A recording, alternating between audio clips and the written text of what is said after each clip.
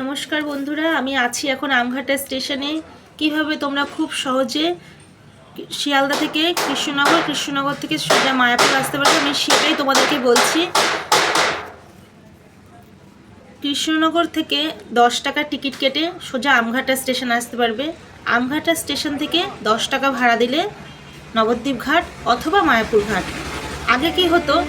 আগে হতো আমাদের কৃষ্ণনগর স্টেশনে নামলে ওখান থেকে অটো করে নবদ্বীপ ঘাট বলো বা মায়াপুর ঘাট বলো আসতে গেলে 30 টাকা 25 টাকা ভাড়া নিত। তো এখন মাত্র 20 টাকায় আমরা নবদ্বীপ ঘাট বা মায়াপুর ঘাটে চলে আসতে পারবো।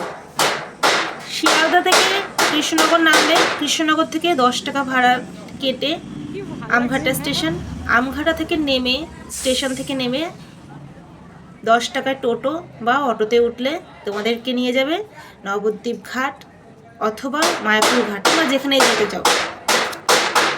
তো আমি তোমাদেরকে ট্রেনের টাইম টেবিলটা বলে দিচ্ছি। কৃষ্ণনগর থেকে 6টা 45, দুপুর 1টা 30 আর রাত 9টা 15 আমঘাটা স্টেশন ঢুকবে।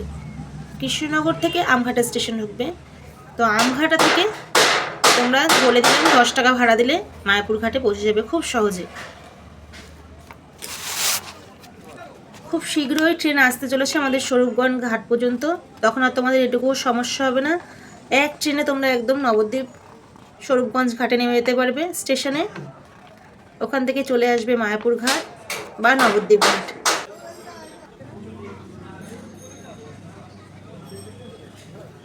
প্রচুর যাত্রী এদিক ওদিক করছে, তোমরা দেখতেই পাচ্ছ। এখানে আমি সবটাই তুলে ধরেছি।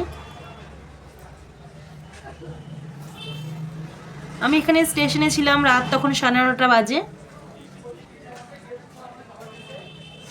9টা 30 ট্রেন আমঘাটা স্টেশনে ঢুকে যায় কৃষ্ণনগর থেকে। তো বন্ধুরা, এই ছিল আজকের আমার ব্লগ। কিভাবে তোমরা কৃষ্ণনগর থেকে আমঘাটা হয়ে মায়াপুর নবদ্বীপ ঘাট আসতে পারবে। কেমন লাগলো ভিডিওটা জানিও।